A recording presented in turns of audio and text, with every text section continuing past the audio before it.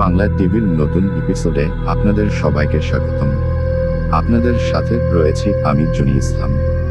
আশা করি ভালো আছেন সবাই। আমিও ভালো আছি। আবারও আপনাদের মাঝে নিয়ে চলে আসলাম নতুন একটা সত্য ঘটনা।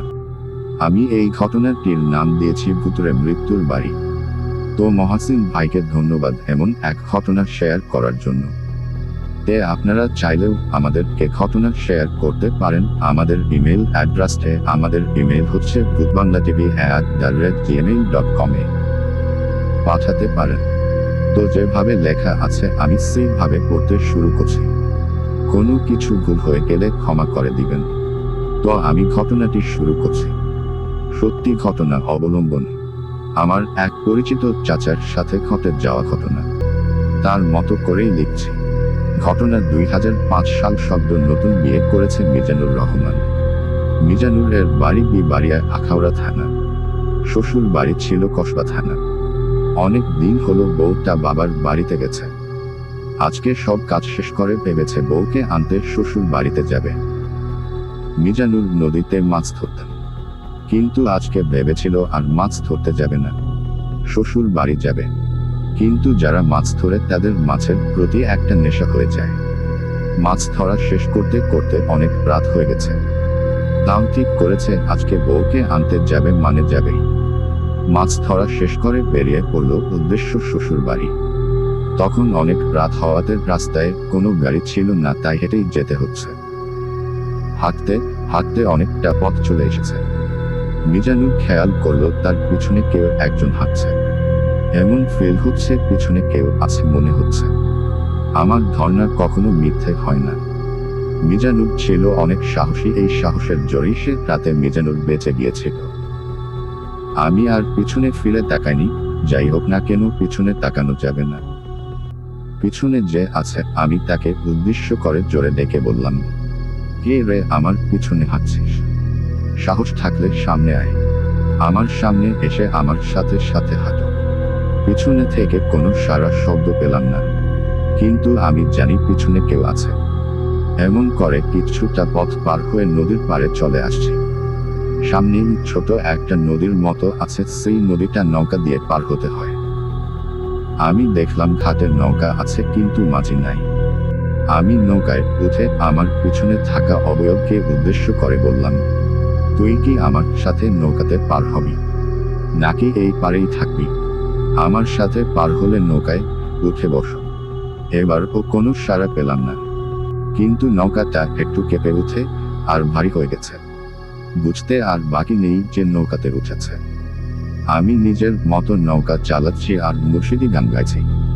কিছু সময় পারে খেয়াল করলাম আমার ঘাড়ে কারো নিঃশ্বাসের শব্দ পাচ্ছি আর গরম বাতাস পড়ছে। তবুও আমি ভয় পেলাম না। কি রে, তুই আমার ঘাড়ের উপরে কি করছো? নৌকায় তে এত জায়গা থাকতে যা অন্যদিকে যেয়ে বসে থাক। একটু পরে সেই গরম নিঃশ্বাসের শব্দটা আর পেলাম না। কিছু দূরে দেখলাম পানির উপর দিয়ে সাদা কাপড়ে থেকে এক লোক হেঁটে যাচ্ছে, মানে হেঁটে নদী পার হচ্ছে। আমি বুঝতে পারছি ও আমাকে ভয় দেখানোর চেষ্টা করছে। আমি দেখেও না দেখার ভান করলাম। আমি মুর্শিদি গাইছি আর নৌকা চালাচ্ছি। আমি হঠাৎ খেয়াল করলাম আকাশে কিছু একটা ভেসে যাচ্ছে। ভেসে যাচ্ছে বললে ভুল হবে, উড়ে যাচ্ছে। দেখতে পাখির আকার হলেও পাখি না, অনেক বড় পাখা আছে। আমার মাথার বরাবর উঠছে আর কি একটা আওয়াজ করছে। আমি একবার দেখেই চোখ সরিয়ে নিলাম। আমি সেই অবয়বকে উদ্দেশ্য করে বললাম, কি রে, তুই তো নৌকায় বসেছিলি, উপরে কি করে গেলি? আমার মাথায় ছায়া দেয়া লাগবে না, নিচে নেমে বসে থাক। এবার ও কোন সাড়া পেলাম না। কিছু সময়ের মধ্যে আমি পাড়ে চলে এলাম। নৌকা থেকে নেমে আমি আবার হাঁটা শুরু করলাম। এখন ও বুঝতে পারলাম আমার পিছনে সে হাঁটছে, কিন্তু ও চাচ্ছে কি? আমার ক্ষতি করার হলে এতক্ষণে করে ফেলত। 7-5 ভাবছি আর হাঁটছি। আমার শ্বশুর বাড়ির অনেক কাছাকাছি চলে আসছি, এমন সময় আমার সামনে বিরাট বড় একটা ছায়া আকারে একটা বিশাল অবয়ব দাঁড়িয়ে আছে। আমি দাঁড়িয়ে পড়লাম। ভাবছি এখন ভয় পাওয়া যাবে না, ভয় পেলেই আমাকে আজকে মেরে ফেলবে। কিরে, আমার সামনে দাঁড়িয়ে আছিস কেন? আমাকে যেতে দিবি না? এক কাজ কর, তুইও চল আমার সাথে, শ্বশুর বাড়ি অনেক ভালো মন্দ খাবার আছে। কাবি চল। কিরে যাবি? কোনো সাড়া না পেয়ে আমি এক সাইড দিয়ে যাওয়ার চেষ্টা করলাম। এমন গল্প আরো আছে, তাই গল্পটি ভালো লাগলেই ও পরের পর্ব সবার আগে পেতে চাইলে অবশ্যই আমার আইডিতে ফ্রেন্ড রিকোয়েস্ট দিয়ে একটা মেসেজ দিবেন। কিন্তু ও আমাকে পার হতে দিল না, আবার আমার সামনে এসে দাঁড়িয়ে গেল। আমি কয়েকবার এমন করলাম এপাশ ও পাশ, কিন্তু কোনো পাশ দিয়ে ওকে ডিঙিয়ে সামনে যেতে পারছি না। আবার বিরক্ত হয়ে জিজ্ঞেস করলাম, কি চাস তুই? আমাকে যেতে দে, পথ ছাড়, আর না হলে আমার সাথে চল। প্রায় 1 ঘন্টা কেটে গেল এমন করে। শেষে হঠাৎ দেখি সামনে থেকে চলে গেছে, আর ফজরের আজান শুরু হয়েছে। আমি শ্বশুর বাড়ি যেয়ে উঠি। সবাই আমাকে দেখে অবাক এত রাতে। তখন ওনাদেরকে সব খুলে বলি। সবাই শুনে একটা কথাই বলেছে যে ভয় পেলে আমাকে মেরে ফেলত, কিন্তু আমার সত্যি কোনো ভয় লাগেনি। সাহস থাকলে কোনো অবয়বই ক্ষতি করতে পারে না। দ্বিতীয় ঘটনা, সাল 2013। এই সালটা অভিশপ্ত আমাদের পরিবারের জন্য। এই সালে ঘটেছে আমাদের জীবনে অনেক ভয়ঙ্কর কাহিনী। 2013 সালের 2টি মাসের কথা মনে পড়লে এখনো আমার আর আমার আম্মুর শরীরে কাঁটা দেয়। আজ থেকে 10 বছর আগের কথা। তখন আমার বয়স মাত্র 11 বছর। আমার নাম মায়া, ছদ্মনাম। আমি 4র্থ শ্রেণীর ছাত্রী ছিলাম। আমার বাবা প্রবাসী এবং মা গৃহিণী। আমার একটা ছোট ভাই আছে, তার বয়স তখন 8 বছর ছিল। খুব সুখী পরিবার ছিলাম আমরা। কিন্তু আমাদের সুখের পরিবারের ওপর কুঞ্জল পড়ল এক দুষ্ট লোকের। ঘটনার শুরু হয় 2013 সালের রোজার ঈদের মাসখানেক পর থেকে। একদিন মধ্যরাতে আম্মুর ডাকে ঘুম ভাঙল। ঘুম থেকে উঠে চোখ মুছতে মুছতে আম্মুকে জিজ্ঞেস করলাম, আম্মু কেন ডেকেছ? আম্মু তখন আমাকে হাতের ইশারায় চুপ থাকতে বলল, আবার ইশারা দিয়ে কিছু বোঝানোর চেষ্টা করছিল। হঠাৎ মনে হলো আমাদের টিউবওয়েলটার থেকে কেউ যেন পানি তুলছে। টিউবওয়েল চালানোর আওয়াজ আসছে, তবে খুব আস্তে আস্তে। কিন্তু এত রাতে তো টিউবওয়েলে কেউ আসার কথা নয়। সাধারণত আমাদের টিউবওয়েল থেকে কেউ পানি নিতে আসে না। তবে সবচেয়ে বড় কথা হলো আমাদের টিউবওয়েল আমাদের ঘরের ভেতরে। এমতাবস্থায় আমি আর আম্মু ভীষণ ভয় পেয়ে গেছি। আমি ভয়ে আম্মুকে জড়িয়ে ধরে রেখেছি। আম্মুও ভীষণ ভয় পেল। আমাদের পাশে আমার ছোট ভাইটা ঘুমের দেশে হারিয়ে গেছে। আম্মু আমাদের 2 ভাই বোনের মাঝখানে শুয়ে পড়ল। আমি সারা রাত আম্মুকে জড়িয়ে ধরে রেখেছি। পরের দিন সকালে আব্বু কল করলে আম্মু সবকিছু জানায়। আব্বু বলল রাতে দোয়া দরদ করে ঘুমানোর জন্য, আর সাথে যেন বাড়ির কোনো মুরব্বী মহিলা রাখা হয়। এরপরের 2 রাত মোটামুটি স্বাভাবিকভাবে কাটে।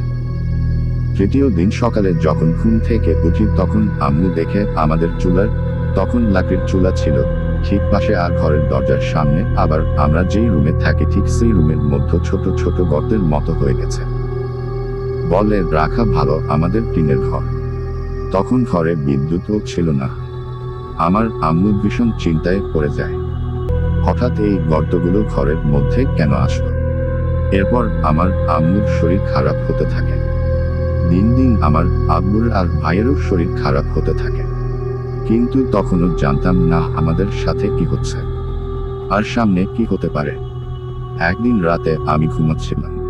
তখন গরমের দিন ছিল, তাই আমার আম্মু আর ভাই পাটি বিছিয়ে নিচে ঘুমায়, আর আমি ঘুমাই খাটে। সেদিন রাতে যথারীতি আম্মু আর ভাই নিচে ঘুমাচ্ছে আর আমি খাটে ঘুমাচ্ছি। মধ্যরাতে মনে হলো কেউ আমার পাশে বসে আছে, আমার মাথায় হাত বুলিয়ে দিচ্ছে। একটু পর অনুভব হলো তারা একজন নয় বরং 2 জন। একটু পর তাদের মধ্যে একজন বলল আমাদের নাহতোর মতো ছোট একটা মেয়ে ছিল। কিন্তু একদিন আমার মেয়েটা অসুস্থ হয়ে আমাদের ছেড়ে চিরকালের মতো চলে গেল। আমি তখন বুঝতে পারলাম এটা কোনো মহিলার গলার আওয়াজ। এরপর একজন পুরুষ কণ্ঠে বলল, আমরা এখন তোকে আমাদের কাছে নিয়ে যাব, তুই আমাদের কাছে থাকবি। আমি তখন বললাম, আমি আপনাদের সাথে থাকবো না, আমি আমার আম্মুর কাছে থাকব। আমার কথা শুনে ওরা দুজন ভীষণ রেগে যায়, আমার হাত ধরে টানতে শুরু করে, আর আমি চিৎকার করতে থাকি। এক পর্যায়ে তারা আমাকে একটা আছাড় মারে। হঠাৎ করে আমার চোখ খুলে যায়। তার মানে এতক্ষণ স্বপ্ন ছিল, কিন্তু খেয়াল করলাম আমি নিচে আম্মুদের কাছে শুয়ে আছি। আমার স্পষ্ট মনে আছে আমি খাটে ঘুমিয়েছিলাম। আমি খুব ভয় পেয়ে যাই, শরীরেও একটু একটু ব্যথা অনুভব করলাম, কিন্তু ভয়ে আম্মুকে কিছু বললাম না। কয়েকদিন পর আব্বু জানায় যে আব্বুরও বিদেশের সমস্যা হচ্ছে, রাতে ঘুমাতে পারত না ঠিক মতো। এইদিকে আমরাও রাতে ঠিক মতো ঘুমাতে পারি না। রাতে মনে হতো যেন কেউ আমাদের ঘর বাড়ি ভেঙে ফেলতেছে। কখনো বিড়ালের করুণ সুরে কান্না শুনতে পেতাম, আবার কখনো বাচ্চাওয়ালা মুরগির আওয়াজ। এক কথায় যখন রাত নেমে আসতো তখন আমরা ভয়ে ভয়ে থাকতাম, ইচ্ছে করতো বাড়িঘর ছেড়ে পালিয়ে যাই। আমাদের কত আত্মীয়দের অনুরোধ আমাদের কাছে থাকার জন্য, কিন্তু কেউই থাকলো না। আসলে বিপদে পড়লে বোঝা যায় কে আপন কে পর। আমাদের এই সব সমস্যার জন্য আব্বু সিদ্ধান্ত নিলেন যে তিনি বাড়ি বন্ধ করবেন। তখন সামনে আসলো নতুন সমস্যা। এক রাতে আব্বু স্বপ্নে দেখেন দুইজন হুজুর টাইপের মুরব্বী আব্বুকে বলছে, বাবা আমরা তোমাদের ঘরে থাকি, নামাজ পড়ি, তোমার ঘরটা অনেক নিরিবিলি, আমরা তোমার ঘরটা ব্যবহার করি, তুমি ঘর বন্ধ করো না। আব্বু তখন বলে, দেখুন আমার ঘরের মানুষদের সমস্যা হচ্ছে, তাছাড়া ঘরে কোনো পুরুষ মানুষ নেই, ওরা ভীষণ ভয় পেয়ে আছে, তাই আমাকে ঘর বন্ধ করতে হবে। আব্বুর কথা শুনে তারা কোনো কথা বলল না। এরপর আব্বু এক লোককে এই ব্যাপারে সবকিছু জানান। তিনি এই সব কাজ করতেন। লোকটি সব কথা শোনার পর আমাদের কাজটি করতে রাজি হয়। তারপর লোকটি জানায় যে আমাদের ঘরে যে গর্তগুলো পাওয়া গেছে সেইগুলোর মধ্যে তাবিজ ছিল। চুলোর পাশে যেই গর্ত ছিল সেই গর্তে এমন এক তাবিজ ছিল যার প্রভাব শুধু আমার আম্মুর ওপর পড়বে। আমার আম্মু যেন ঘর সংসার সব ছেড়ে চলে যায়, সেজন্য নাকি এই তাবিজ। লোকটি জানায় যে উনি আমাদের ঘর বন্ধ করবে, আমাদের সবকিছু জোগাড় করতে বলে। আম্মু লোকটির কথা অনুসারে সব জোগাড় করে। পরের দিন সন্ধ্যার আগে তারা বাড়িতে আসে। তখন শুরু হয় নতুন সমস্যা। আমরা জানতে পারি যে কে এইসব করছে। আমাদের পাশের বাড়ির এক লোক তখন আমাদের ঘর বন্ধ করতে বাধা দেয়। তিনি হুজুর আর আমাদের এক আত্মীয়কে। তৃতীয় ঘটনা, জিনের বাড়ি, ভৌতিক গল্প। ঘটনাটি 2001-2002 সালে। ঘটনাটি যার সাথে ঘটেছে তার নাম মারুফ। মারুফ তার ফ্যামিলি নিয়ে ঢাকায় থাকত। ঢাকায় পড়াশোনা শেষ করে মারুফ তার ফ্যামিলি সহ চট্টগ্রাম তাদের নিজস্ব বাড়িতে চলে যায়। তাদের বাড়িটি ছিল পাহাড়ি এলাকায়। মারুফ ছিল তখন ইউনিভার্সিটির স্টুডেন্ট। সে মাঝে মাঝেই মুভি দেখার জন্য রাত জাগত। এরকম একদিন সে মুভি দেখেছিল। তখন তার খুব জল পিপাসা পায়। তাদের বাড়িটা ছিল দোতলা সিস্টেম। মারুফ নিচে নেমে ফ্রিজটা খোলে জল খাওয়ার জন্য।